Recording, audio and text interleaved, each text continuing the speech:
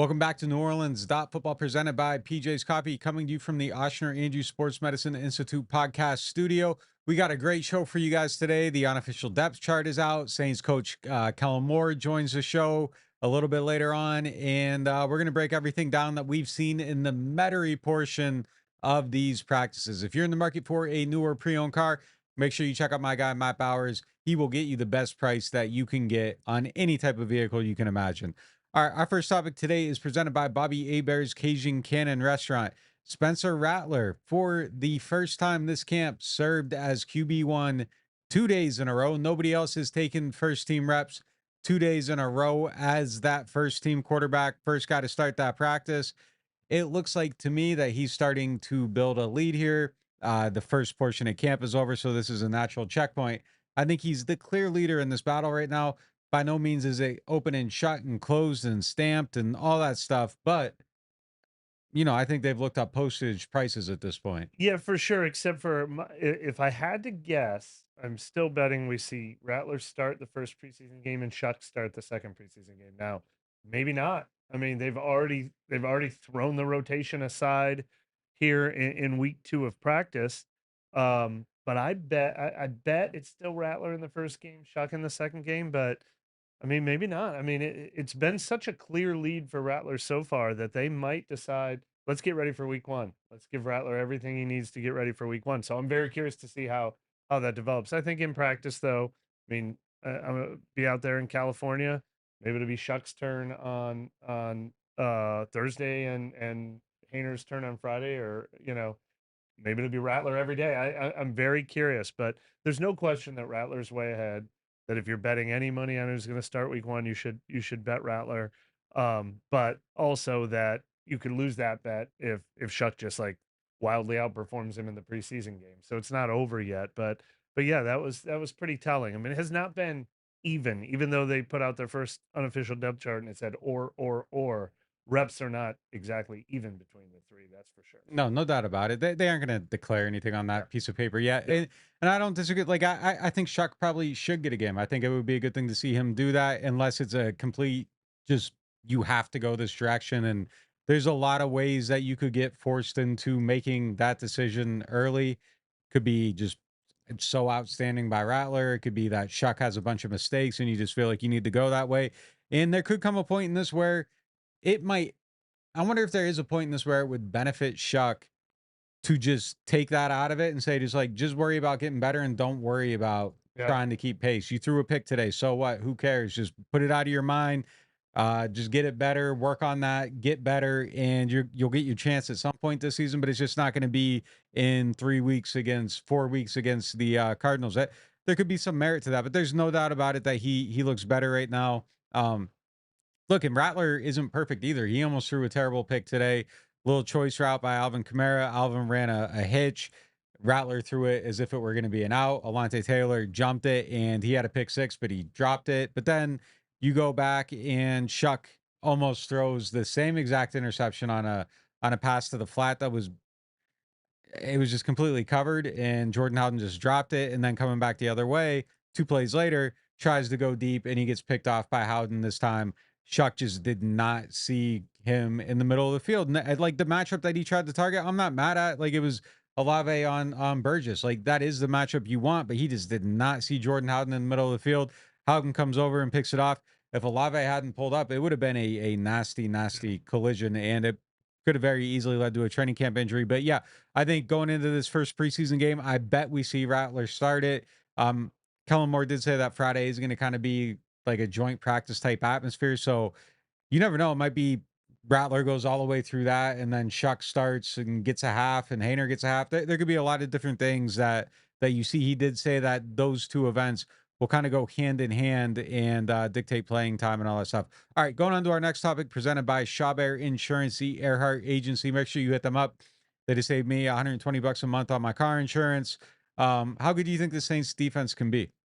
Yeah, it's one of the interesting things about the quarterback struggles that we've seen is the defense is winning. And normally in a training camp, this always goes in waves. Like even when Drew Brees was here, the defense would have their 5-day stretch or their 3-day stretch. Or defense is consistently performed well. Like I mean, I feel good about Chase Young. I feel good about Carl Granderson. I feel great about Godchild. We feel great about Brzee. Kool-Aid's been one of the stars of camp. Alante, obviously, this is a great defense for him. So, is that because they're going against a struggling offense, or could this defense really be better? My first answer is I think if you take the injuries away from the last 2 years, I think number two for me for what has derailed this team is the run defense. I think they had the worst run defense in the league or a bottom three run defense in the league. And that meant it was never third and long. So it hurt the pass rush. And I think their run, that's the one thing I would put money down and say, this will be better this year. This will be a better run defense. I think Godshaw was a great signing, appears to be a great signing. Godshaw feels like a great philosophy. Like it feels like they have Brandon Staley's defense will be better against the run as a philosophy, and they brought in the guy to help you do it. They've added a lot of bodies there that they can rotate in and out. So I think their run defense, Justin Reed at safety, I think their run defense will be better. I think that will make their defense better. I don't know if we're talking about a top 15 unit. That was one of the questions we could have chosen for Get Gordon today. But I don't think it's an absurd notion to think that they're going to be an okay defense.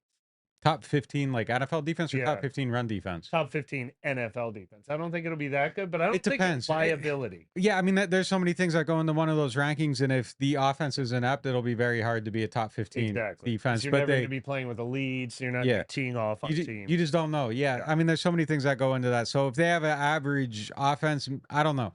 I don't know how to feel about the defense, and I think that's the thing I'm going to be most interested in seeing on Sunday. And I hope we see a couple series by Justin Herbert, just because I don't know how good this defense is. I think it's good. I think it's better than last year, but I don't know what the measuring stick is on the other side of the ball. It's just like so impossible to tell. I do agree though. I would bet everything on the run defense being better. Gotcha had a rep today where he just destroyed Cesar Ruiz, and it was like, man, that hasn't happened on Yeah. that run defense in a long time. I like Nate Shepard in the role that he's in right now. It feels like he's winning a lot up front. I think their tackling at safety is going to be vastly improved. I think that was a big part of the Yeah. issues with the run defense the last couple of years. I don't know that a defense that loses Paulson Adebo and Marshawn Lattimore Exactly. is better than it was a year ago. That's a little hard to say. Exactly. Tyrann Matthew is in that mix too. So I don't know. I think that might be better. I think that the pass rush might be better. I think a lot of things might be better, but is the pass rush so good because the quarterbacks in particular, one, like, isn't seeing it the way he should and is getting, are these young guys getting caught looking at traffic? I don't know. So, I mean, that's the thing I want to see this weekend. I do feel encouraged by that side of the ball. Now, we're going to talk about this depth chart right now in this topic presented by Hard Hide Punch Stool Strawberry Whiskey and Chilton County Peach. Check them out. Red bottle, orange bottle, both of them will get you right. The one thing that stood out to me on that depth chart is when you look at that second column on the defense, it's very, very quickly like, man, there isn't a lot here. Like it gets you get to the other side of that a little bit quicker than I think you would like. Especially in the secondary. And look, I think one of the reasons we feel good about the defense is Kool-Aid McKinstry. There's an argument for him being the most encouraging part of training camp so far because Oh he yeah. had to hit and he was an unknown commodity and he's looked like an MVP candidate through 2 weeks of practices. So we can't overhype him. Well, who But is? So let's stop there. Let's do that for a second. yeah, Like who else is even on that list right now? I think Godshaw. Gotcha for sure. Yeah. Yeah, I mean, yeah, definitely Gotcha. Rashid Shaheed. Brian Brzee maybe a little. Yeah. And that's another one where I want to kind of like, is he Yeah. actually doing the stuff we think we see him doing it in these practices? I would put Kool-Aid and Brzee at the top of that list. Gotcha for sure, but like maybe in a slightly different bucket. Whereas Yeah. those two guys, it's like, hey, You're look, saying MVP of all camp or of the defense? not even MVP, just like Yeah. encouragement Encourage. of that. Like, oh, Most wait a encourage, minute, yeah. you could build around Kool-Aid, and Yeah. if Brzee is taking this next step, Yeah. which I'm not sure yet, but I think those two guys, I think Shoot. are build around type players. And when we talked about safeties, Julian Blackman showing up on day 2 of camp and looking as good as he has is encouraging. But yeah, in the next breath though, like we feel we kind of brush over the secondary because we're like, oh yeah, Kool-Aid and Alante, they're good. But like they better be good, and there's nothing behind them. There's nothing proven behind them. I mean, Isaac Yadam, solid veteran. We've seen him play well in the past. but then you're getting into Rico Payton or Quincy Riley, a day 3 draft pick who has a bright future, but yeah, like the secondary is an injury away from definitely scaring the crap out of your belief in this defense. They need to have that starting unit in there. I like the starting 5. I like the starting 6 when they go into dime. Um, but you need Alante and Kool-Aid to be really, really good. So I agree. It's that second tier. Now, Danny Stutzman's making you feel a little bit better about the backup at linebacker, but he's not Demario Davis and Pete Werner yet. Cam Jordan's a good third defensive end. Obviously, they have some depth at defensive tackle, but that's because they don't have any Myles Garrett's or Aaron Donalds in the starting unit. It makes the 2s and 3s a little closer together. It's the secondary where that thinness really scares. Yeah. Well, I feel way better about edge if like Carl or Chase were second. If there was Yeah. another name ahead of them, Yeah. if there was just that name ahead of Carl, Chase, and Cam, like Yeah, I would of feel course. better about that group. And I think Blackman's definitely a second column player Sure. on a good team. Sure. But he's been fine for what they're trying to do. We'll see. But yeah, I think definitely that Sanker makes me feel better about the depth at safety a little bit. But again, like if it was Justin Reed, somebody else, Blackman, Sanker, Howden, Sure. JT Gray, like They're then I'd be like, man, that's a really good you group. just add one Pro Bowler to each level of the defense, they'd be set. Yeah, or even just like another, a surefire. But I think Blackman Yeah. on most teams is a third safety. Yeah. Just yeah, going through the list, I feel that way at a lot, and then obviously quarterback I is a huge and I feel huge, that huge, way huge. about running back, wide receiver. I don't like the second column Yeah. at running back or wide receiver. And I've grown to really worry about the second column at offensive line too. Oh I yeah. liked how many veterans they had early in camp. And I think Dylan Radins will be a solid backup guard at either guard spot. And he actually took some snaps at left tackle today as they're cross training everyone. But I mean, Landon Young is your best bet as a backup left tackle, and we like Landon Young, but he's not a proven left tackle, and no one else can Yeah. play left tackle for this team. That's scary as hell. I mean, You thought Fuaga would Fuaga, go to the yeah. left Yeah. tackle, But Landon that's Young not would go to ideal. right That's tackle, not but still ideal. not Yeah. ideal. And Will Clapp, he's had some struggles in camp. I mean, I think he's going to be fine, and he could come in at center or guard, That's but been weird. it's been weird, and that's it. I got I like what we've seen from rookie Torricelli Simpkins. I don't want him going in a game. I think he makes the team. Yeah, I agree. I But think he makes the team. but Yeah. the second column on the entire team is scary.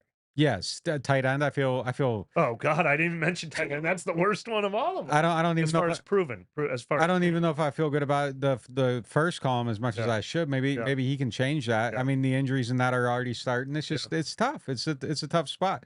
Yeah. I think this team is what it is. I think there's some bright spots. There's some good young guys, but yeah, it's very thin. Like I was saying the other day, I don't know, independent of quarterback, if their top 21 is the worst 21 in the NFL, like as everybody alleges. I agree. Quarterback is the that's the Yeah. body of the car is only you got to have an engine, and I don't know what the engine is yet. It's a really good point. I just had a conversation with someone on the sideline today.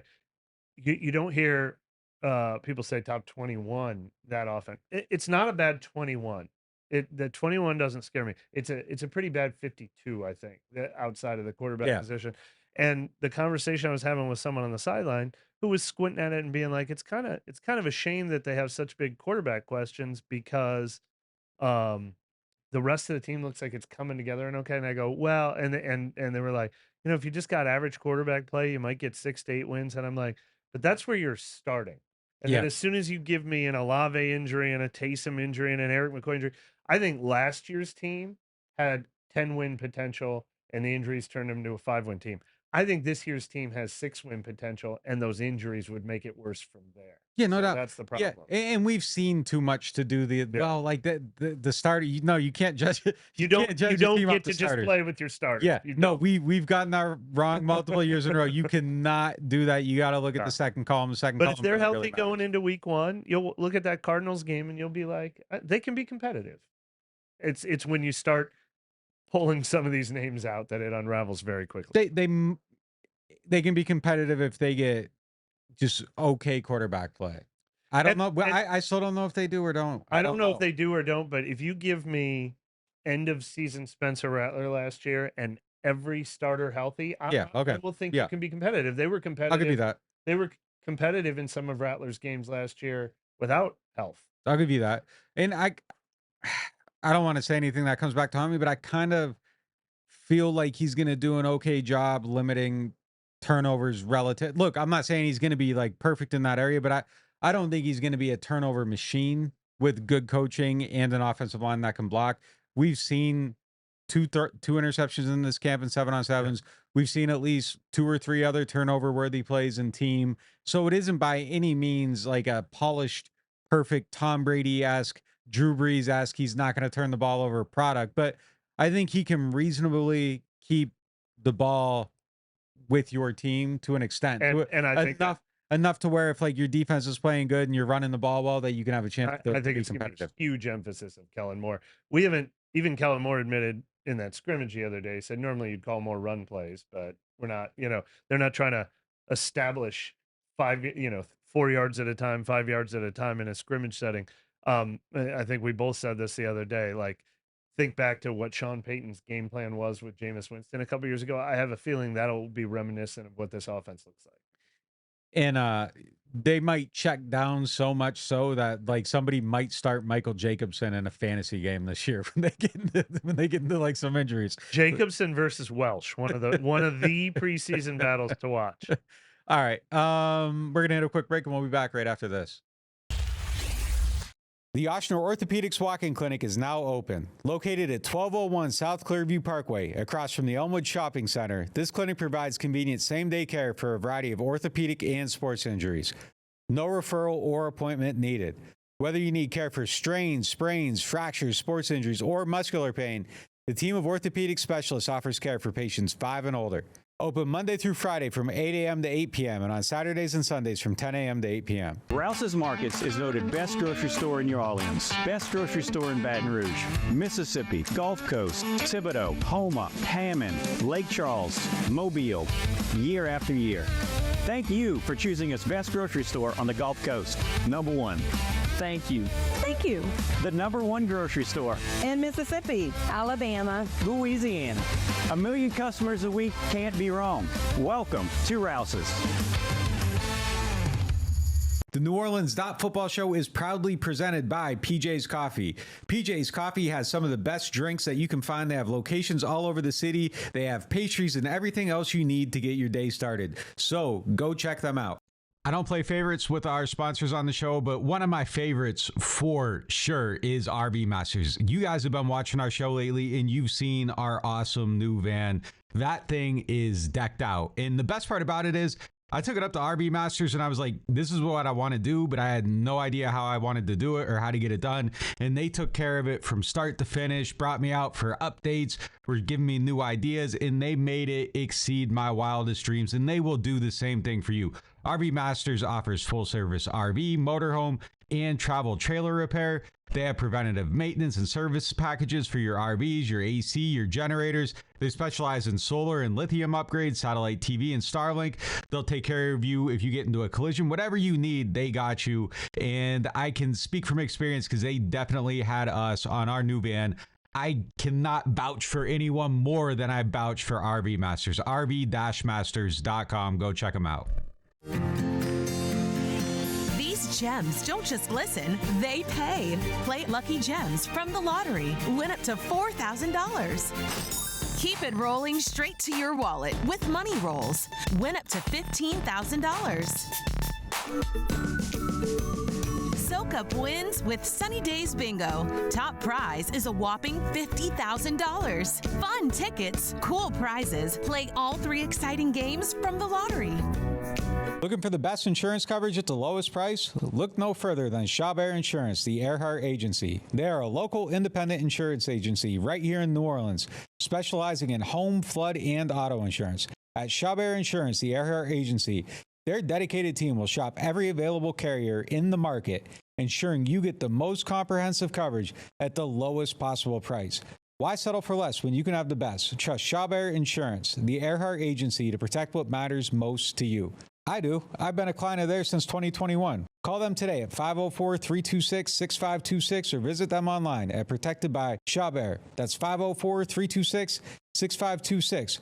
Chabert Insurance, the Earhart Agency, your local insurance experts. Hardhide flavored whiskey, Ponchatoula strawberry, and Chilton County peaches in your favorite bars, stores, and restaurants. Hardhide Chilton County Peach Whiskey is a blend of aged wheat whiskey, light American whiskey, and fresh Chilton County peaches from Alabama's Durbin Family Farms. And Hardhide Strawberry Whiskey tells the story of a small town famous for strawberry farming. A delicious natural strawberry-infused 86-proof whiskey for whiskey lovers. Just look for the red and orange bottles in your favorite stores, bars, and restaurants. Coach, thanks for joining us. Kind of through the first part of the Metairie camp here. Just what's been your overall feel of your first camp leading the team? Yeah, I think the first part was it was awesome being here in Metairie, being back in Louisiana for training camp. I thought it was a great atmosphere each and every day. The facility was just packed with fans, and so you felt the energy, felt the vibes. That was awesome. I thought the weather was great. It was great for us to be out here and kind of get acclimated to it to some degree, and so it's a great foundation. Really, we got a foundation. Now we're kind of transitioning out to California, get ready for preseason games, which will be the ultimate test. Do you really think the weather's great, or like just football great? It hasn't been bad. We right. only had one might day. make it here. We only had one day we had to go inside just because of the weather, so I'd call that a great training camp. Yeah, that's some good luck for sure. Yeah. Especially this being your first go-around as a head coach. How can you stay patient versus the clock is ticking and the time panic, especially getting young quarterbacks ready, keeping your schedule, not being like, oh, they didn't have a great session the other day, now I should double their practice rate. Like, how do you stay patient and say this month is longer than it feels like? Yeah, I think that is certainly an important part of this developmental plan. We have a ton of urgency with the players. We got to get going. There's only so much time, but at the same time, you got to recognize that we got the whole month of August as we continue to build this thing and grow heading into September. And so I think we put a lot of work into building this plan from the beginning. You trust the plan. You're going to make some tweaks here and there just from as far as volume and reps, but we feel like we're progressing the right way. It obviously stands to reason. Tyler Shuck is the rookie. He's got the least experience. He needs the most development. How do you weigh that versus being fair to all three quarterbacks, having a real battle to figure out who's ready for week one, if you feel like Tyler could probably use every single rep you can give him? Yeah, I would say for sure Tyler, naturally he's probably gotten more reps than the other two. That's just, because, he needs to see a few more things. Those other guys have more experience on their belt. And so, naturally as we go through this progression, we're going to have to narrow our focus, with these preseason games coming up. But, Tyler's done an excellent job, and we try and maximize every opportunity we can to get reps for these guys. Is there any type of ideal timeline that you would like to have a decision made, or does it just go as long as it needs to go? Yeah, it'll go as long as it needs to go. Obviously, anytime you can make the decision, sooner better. But, we're going to let it play out. And how do you fight the urge not to hey, we want to win every game, but we also want to make sure we're letting Tyler develop as long as he needs to, or Spencer, or vice versa? How do you weigh those two things that are kind of at odds with each other? Yeah, ultimately, obviously, we want to put ourselves in the best position to be successful this year. I think no matter who the quarterback is, we're going to have a good player, and we're going to have a group that will rally behind that guy, and that guy's going to lead our offense, and we're not going to look back, and they're going to do a great job. And one way that those guys can probably get some help is with the offensive line, and that's obviously been a big part of your coaching philosophy. What are you looking for them to kind of carry as far as the identity of the team this year? Yeah, we really like, obviously, the intangibles that group presents, the physicality they play with. We've invested a ton of resources into that, and we expect a lot of them. We expect them to be a really premier offensive line. They got to lead this group in so many ways, and so we have really high expectations for them. And how has Trevor just settled into his new role so far? I think Trevor's done a phenomenal job at left guard. You can just see it each and every day. He may make a little mistake. He doesn't make the same mistake again. His confidence keeps growing. You can just see it in him. When he can just play physical and just go for it, he's going to be a really good player. Each of the quarterbacks, same question as Trevor. I mean, are you seeing the kind of stuff we can't see from, let's take them one at a time. Spencer, where has he developed most? I mean, is he not making the same mistakes day in and day out and things like that don't necessarily come across in maybe his stats? Yeah, I think Spencer's thing that shows up is just his decisiveness and his ability to make really good decisions in duress. He finds a back, finds a check down. He can able to make plays with his feet. I think that shows up, which happens in this league. Tyler, we get to see, he can throw it really, really well. He's doing a phenomenal job. You can see when you're a rookie, you're going to make plenty of mistakes, and that's okay. That's all the point of this whole training camp thing, but he doesn't make the same mistake. And he's really, really smart. He has a great feel for the game. He's doing a great job. And then Jake's got the fire in him, and it's so much fun to see how everyone rallies behind him. He's decisive, he's confident, he plays it aggressive but not reckless, and I think that's always a fun balancing act for quarterbacks. Which one was most like you, the way they carry themselves on the practice field? I don't know, that'd be a great question. Did you have the fire in you like Jake? Jake's got a little bit more than me, probably. I am pretty fascinated, though. I mean, I was curious to come out here and watch you. Where do you stand on the practice field? Which groups do you watch? How much time did you spend in previous jobs thinking of that? How much time did you spend in your first couple months on this job thinking, like, what am I going to do during practice? And how much of that is just like constantly evolving and things you never thought of before? Yeah, there's just different opportunities. You'd love to get exposure to all these guys and spend as much time as you can with all these different position groups, and that's certainly the goal. Naturally, you're going to have to spend a little bit more time with the QBs, with the passing game, with the offense. But every chance, usually once a week, at least if I can get over there with the defense to watch some Indy, it's awesome just to see those guys because they're working their tail off as well. How important is it to have a guy like Brandon that you can kind of trust with that side of the ball to be able to have the freedom to coach the offense and drop in and out as you need? Yeah, Brandon's done a phenomenal job with our defense, preparing these guys, getting these guys ready to go. They got all the tools in the world, which is going to be great for those guys. And, it's great. It's obviously fortunate Brandon and I spent a year together, so we have obviously a lot of familiarity. We've had a lot of conversations. And so, you trust him at a really high level and allow him to do his deal. What we've talked so much about the schedule, it seems like maybe some more breaks in the schedule, some more of those like team bonding days, and then when you do practice, it's tons and tons of 11-on-11 reps. Yeah, 126. Yeah, exactly. Which you seemed proud of the other day. Is that something like while you were interviewing for jobs, you're like, this is what my practices are going to feel like? When did you develop that? This is how I'd like to do it. Yeah, you're taking pieces from every place you've been. You spend a lot of time on it, and I think the biggest thing for us is we got to maximize the time we have out on the field. So if we can two-spot drills, if we can get these guys moving, we want to maximize as much time on the field as we can, get as many reps as we can, but also do it the right way. All right, I need honesty here. You can't work your way around this and be nice. What's your least favorite part about being a head coach instead of when you get to be more hands-on? Yeah, no, the worst part is the transactions. Ultimately, there's guys who this is everyone's hopes and dreams. I've been in their shoes. You do everything right. You work your tail off, and ultimately we have to make decisions and narrow this roster down. And it's the hardest part of this whole profession. The hardest part of this job is telling someone that they're not here anymore. And you hope the best for those guys, and you always root for them. You always want to hopefully allow them if you can help them in any way in the future, their career continues. How much do you think being on the other side of that helps with those conversations and like knowing how to have them in a respectful and dignified way? Yeah, certainly you've been in their shoes. It's not an easy transition. It's really, really hard. But hopefully, for me, sympathize a lot with those guys just because they put so much effort into it. The guys, even so far this offseason, we don't have guys that were knuckleheads that, kind of wrote themselves off of this. And they've worked their tails off. And so we know the hardest part of this thing is going to be come end of August. We got to make decisions and narrow this thing down. All right, we got to let Kellen get to work here. We appreciate your time. Right. Thanks for stopping by. Thanks guys. Big news from the home team, introducing our newest sponsor, the Mortgage Brothers.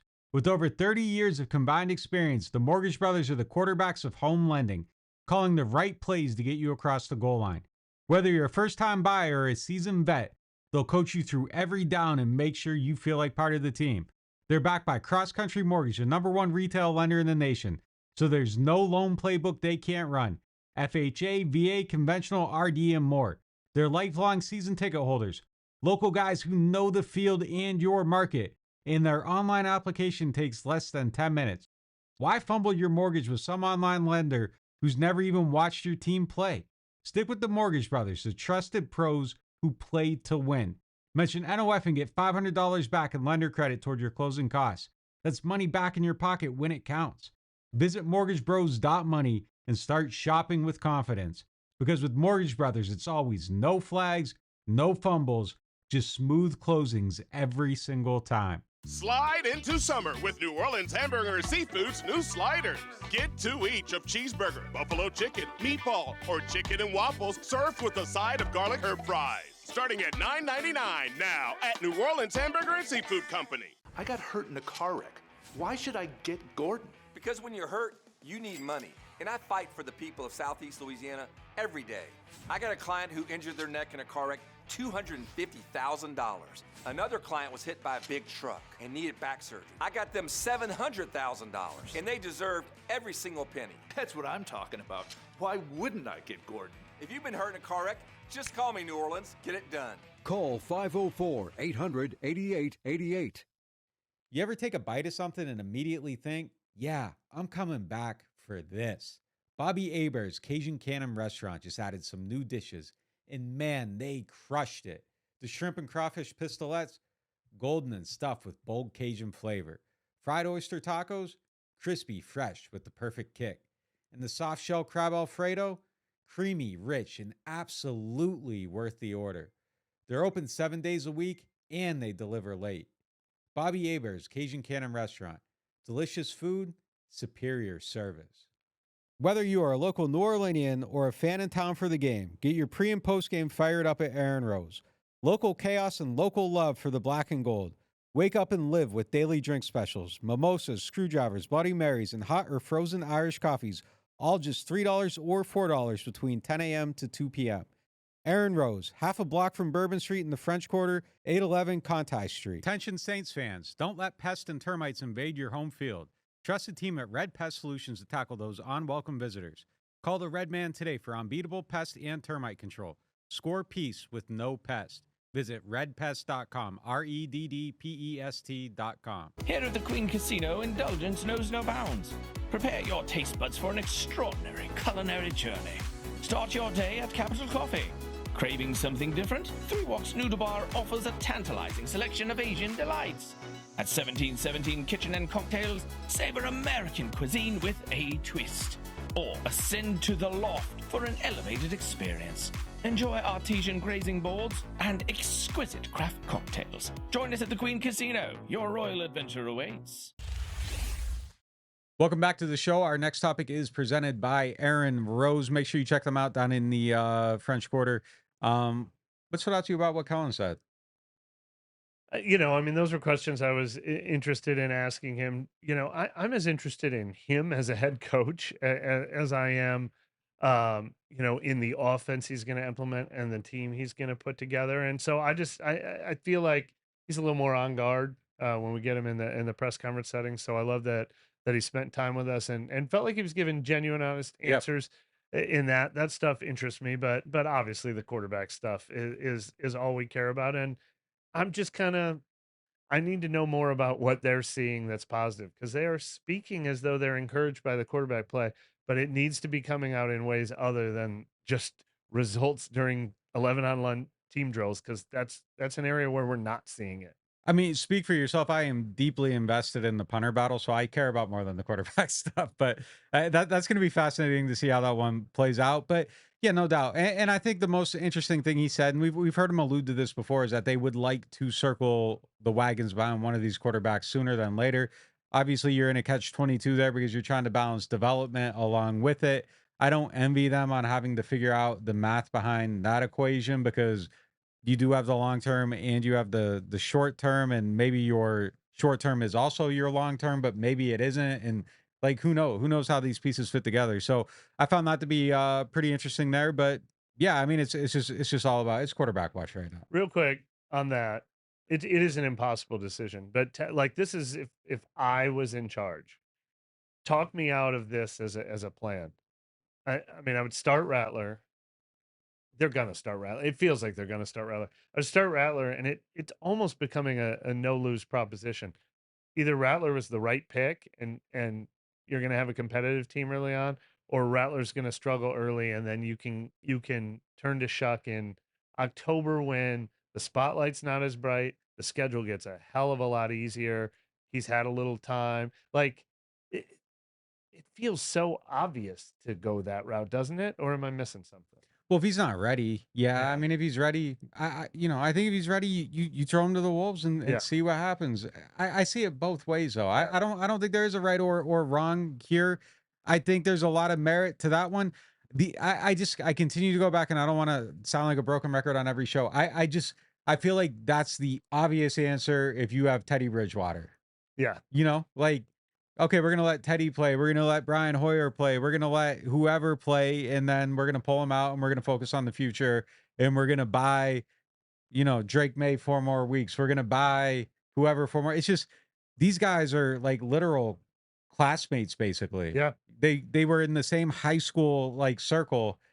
That's the only reason. And I don't know. I mean, why, now that they're here, it doesn't make a difference.